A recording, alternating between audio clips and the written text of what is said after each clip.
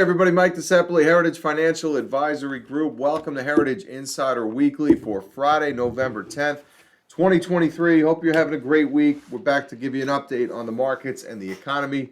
No shortage of action in the markets this week. Another strong showing by market bulls, really stepping up and doing the heavy lifting that was necessary this week to confirm the big reversal that we had last week, right? If we recall, we spoke last Friday. We had a great week, a very strong reversal in the market, but all those efforts were going to be laid to waste if bulls did not step up to the plate this week. And step up they did in a very big way. We'll get into the market action in a moment. You see the headlines, major averages leap higher for the second straight week, notching some major gains across the board, and more importantly, being led by the key sectors that are indicating the tells of this market that this market wants to go higher. So let's take a look at the market together.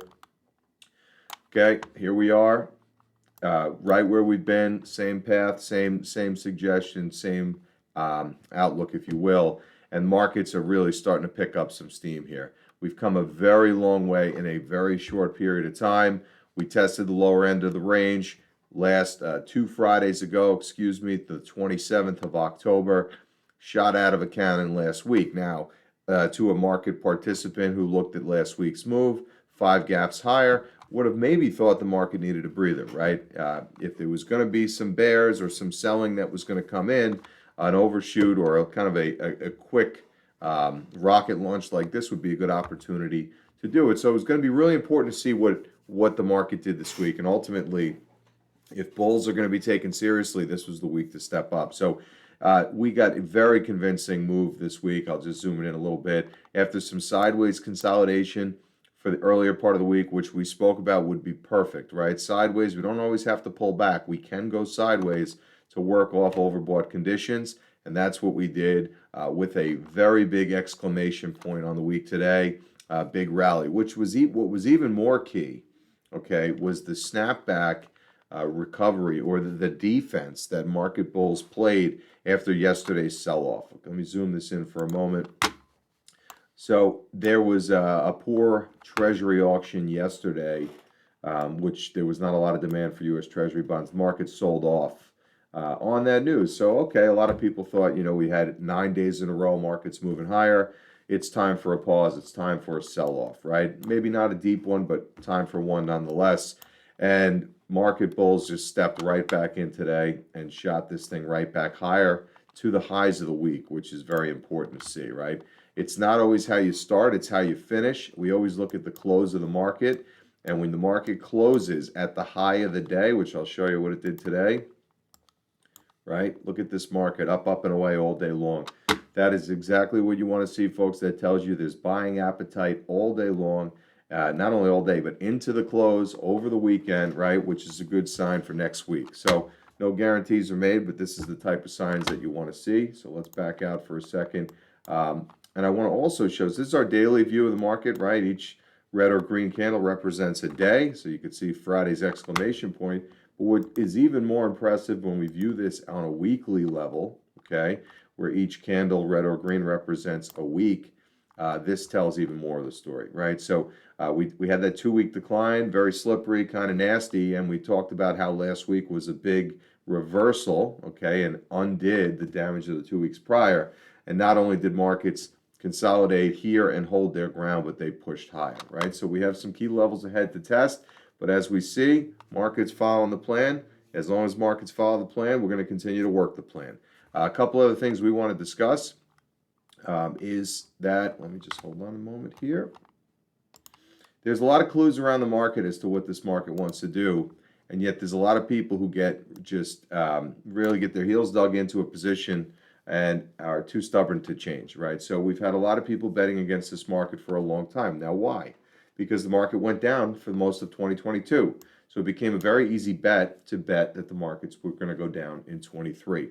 And a lot of people stubbornly refuse to see the signs in the market and to adjust accordingly. Now, you might say to yourself, well, what are signs in the market? Now, price of stocks is an indicator of markets, but it's certainly not the whole story.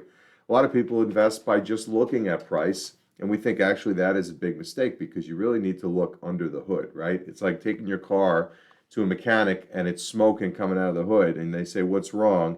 And you say, I think it's the tailpipe because that's where the smoke's coming from, right?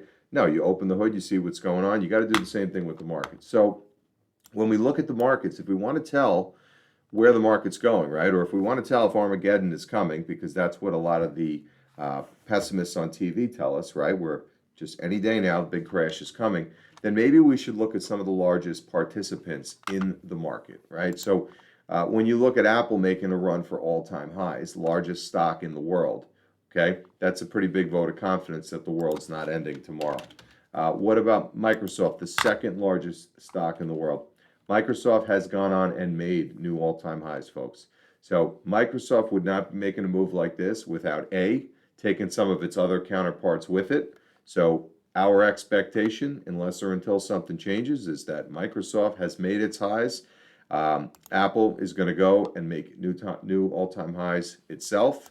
NVIDIA is going to go and make new all-time highs, and the list goes on and on. So with that said, and throw Google and Amazon and Meta in there as well. So with that said, if the 7 or 8 largest stocks in the world are going to go on and make new all-time highs, where does that suggest that the market is going to go, right? There's no need to overcomplicate it, folks. A lot of people get paralysis analysis. They overthink these things. Now, we're not taking a simplistic approach to things. We screen and monitor all different indicators all day long, but sometimes the clues are obvious, but yet a lot of bears still want to ignore it, right? They have an excuse for why Microsoft is at all-time highs. They have an excuse for why NVIDIA or Apple or the likes are going to go to all-time highs. So this is our story. We're sticking to it unless or until the data and the facts change. Another great question that somebody had asked us earlier this week in one of our meetings was how, all right, we were talking at the end of October, how did we know or how did we have a high level of confidence that the market was going to turn higher, right, even before it did? And this is where we talk about looking under the hood of the market, right? This is the S&P 500. So this is looking at price, right? What price level is the market at? And a lot of people make judgments based on price. Markets go up, they feel good. Markets go down, they feel bad. But looking under the hood requires looking at the actual 500 stocks in the index and asking yourself, how are they behaving and what are they telling us, okay? And this chart below here measures the number of new stocks from 0 to 500 in the S&P that are making new lows, right? So generally when markets are deteriorating and going down, more and more and more stocks will make new lows in price, right? And on the contrary, on the flip side of that, when markets are ready to bottom, the number of new stocks making new lows will start to decrease and become less and less and less as stocks inevitably move to start making highs instead of lows. And a lot of times those two events, the price of the market bottoming and the number of stocks making new lows bottoming, does not occur at the same time. This is what we call, and you hear me say, positive divergence. So we look at the market, right? The number of stocks making new lows peaked really towards the end of October. And the market yet kept trading lower into early November, right?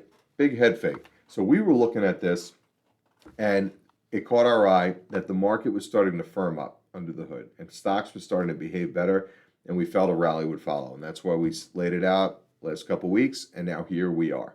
So again, we will monitor this in both directions, right? When too many stocks start hitting highs and rolling over, that would be an indicator that it's time for us to step back.